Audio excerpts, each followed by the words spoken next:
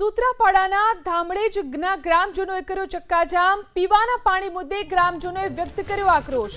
Kodinar Sutrapada road પર ચક્કાજામ કર્યો। 1 માસથી પીવાનું પાણી ન આવતું હોવાનો આરોપ। થોડા દિવસ પહેલા પણ ગૃહિણીઓએ અહીં હલ્લાબોલ કર્યું હતું।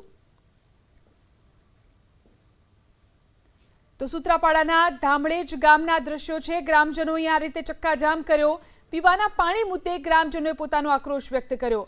કોડીનાર સૂત્રાપાડા રોડ પર ગ્રામજનોએ આ રીતે ચક્કાજામ કર્યો। પીવાના પાણી મુદ્દે ગ્રામજનોએ વ્યક્ત કર્યો આક્રોશ। કોડીનાર સૂત્રાપાડા રોડ પર ચક્કાજામ કર્યો।